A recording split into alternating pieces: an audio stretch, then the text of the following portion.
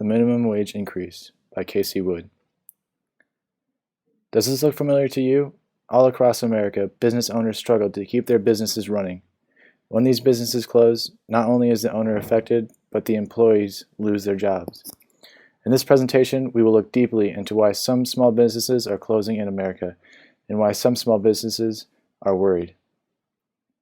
Yes, that is me and my siblings in my mom's diner.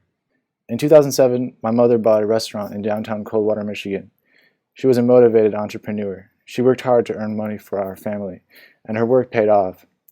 Recently, Congress raised the minimum wage, and now my mom and many other business owners are worried. Specifically, the minimum wage raised from $7.25 to $10.10 in the Fair Labor Act of 2013. When wages increase, business owners have only two choices. They can either reduce the number of employees or raise prices. We cannot expect business owners to magically create enough wealth to pay the extra costs, so naturally jobs will be lost and prices will increase. Many people who support the minimum wage increase believe that increasing the minimum wage will stop poverty. While it does help a little bit, it mostly just removes jobs. 63.2% of people who are below the poverty line are unemployed. This means that the majority of people who are considered poor need jobs. If these individuals had jobs at the $7.25 wage, then they would not be considered poor. If America wants to solve poverty, increasing the wage does not help. Therefore, Congress should push for policies that give citizens more jobs. The main way Congress can solve poverty issues is by stimulating small business growth. Small businesses create jobs. Specifically, huge corporations like Apple started out just as small businesses. Now they employ over 90,000 jobs. But in our current state, at the raised wage, many people will not enter the market because startup costs are too high.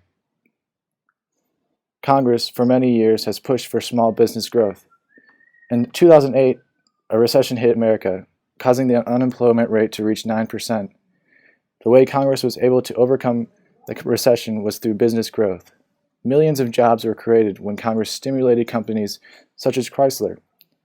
Today, the unemployment rate is at 6%, but increasing minimum wages could bring us back to that recession. Small businesses cannot pay for these new wages, which in turn will cause people to lose their jobs.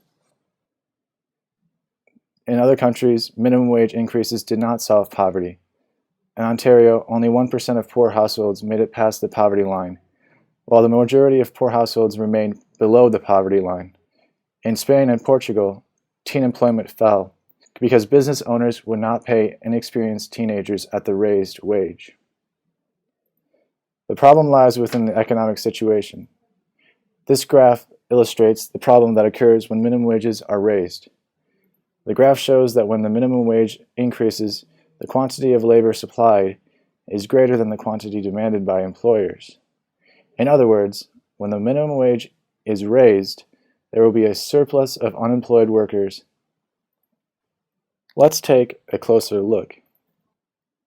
Considering that America was able to move away from a recession by stimulating small business growth, and the fact that the graph on the previous slide clearly showed that the minimum wage increases create a surplus of unemployed workers, why does Congress still decide to increase wages?